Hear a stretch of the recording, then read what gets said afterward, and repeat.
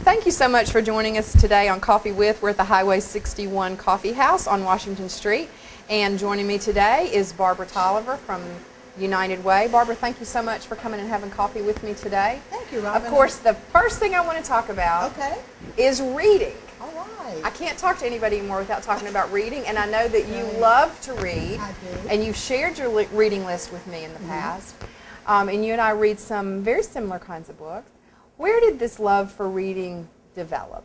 I think very early in my life. You know, as a former teacher, I worked really hard to instill the love for reading with my students. After becoming a mother, I decided that our son was going to be a reader, if nothing else. He excelled through school, but he has a great passion for reading.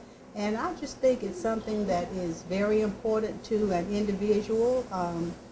I just love to read. I love to read a variety of books. I think the older I get, the more I focus on personal growth and development. I'm still trying to personally grow and develop as an individual.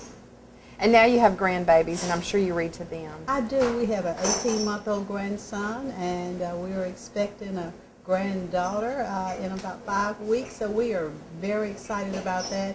And I just cannot stress, right now our grandson does not have the attention span to sit for very long periods of time, but I use every opportunity that I can to read to him and to share my love for reading with him.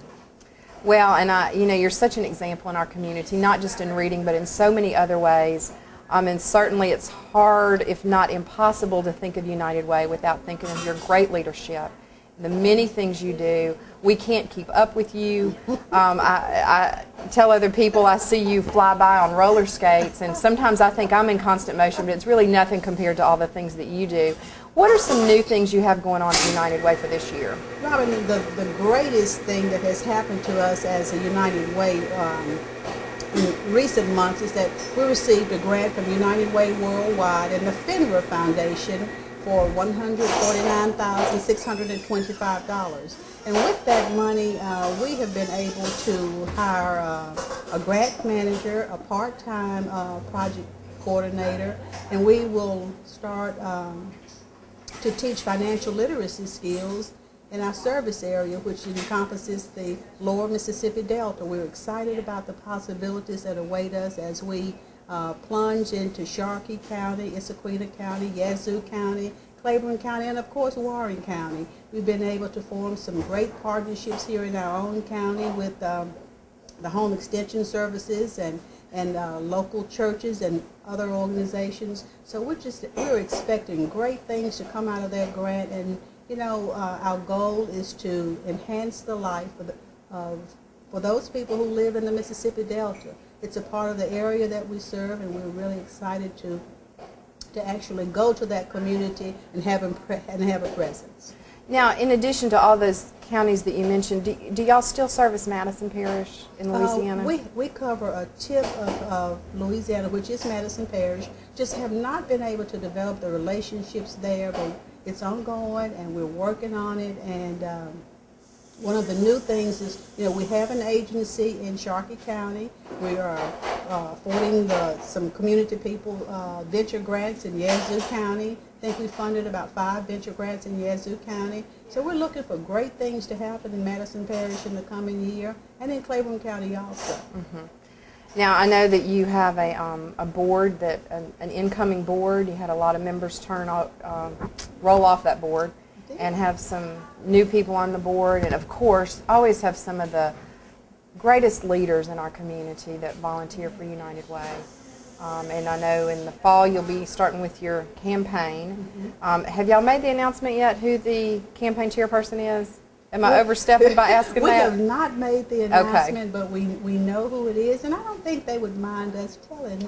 Oh, great. We can break the news. We have 2 people this year. Excellent. It takes, you know, Robyn, since, you know, you set the pace with serving as campaign chair for 2 years in a row. I've not had that to happen in my 11 years with United Way. Well, it was only because of Susan Johnson. I would never have done it if she hadn't been the pace setter. I understand. This year we have Linda Fondren with Shape Up Sisters as a co-chair, and J.R. Armstrong with May & Company. Wonderful. They will team up, take their great efforts, and move us toward a campaign goal that we hope to set in July. Wonderful. So we're excited about having those great minds to come together. We're looking for fantastic things to take place with them. And as always, like I said, you just have such great leadership in your volunteers. Is there anything that I didn't ask you about that you would like to tell me about? I just kind of like to speak to volunteerism and how important it is to give of your time to serve others. I am a true servant, not just with United Way, but I view myself as a servant. United Way has become an extension of my ministry in helping other people. But if you have 1 hour, if you have 2 hours, I mean, I can't tell you how much time, but any amount of time to volunteer in some capacity to help someone will not only enrich your life, but you think of all the lives that you're enriching throughout the agencies. We have 21 partnering agencies, and they are struggling with the downturn of the economy. Things just have not bounced back for us yet. And we're optimistic that things are going to get better, I must say that.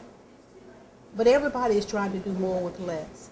And if we can get more people to volunteer, then what happens is we don't see so much burnout in the volunteers that we are showcasing right now. If everybody would give just a little bit of their time, you know, to help a child read better, or to serve Meals on Wheels to the frail, elderly, and the disabled. I think by doing that, we all come together, we enhance the lives of others, and we keep our community healthier and stronger. So I can put a plug out there all the time for anyone who wants to volunteer. 1 hour of volunteer time equates to about $18 for our organization. So if you give 2 hours a week, you're giving that organization $36, and it's just a great feeling to get involved and to give some of your time to help others. It really is. And we have a lot of people in this community that do a tremendous amount of volunteer work, and it's a better place because of it, you know, when we're all working together for the good of everybody else. Barbara, thank you so much for everything that you do. Thank you for the difference that you make in Vicksburg and the surrounding areas, and keep reading. I will. And share your list with me. I will. Thank you, Robyn. Thank you. Okay.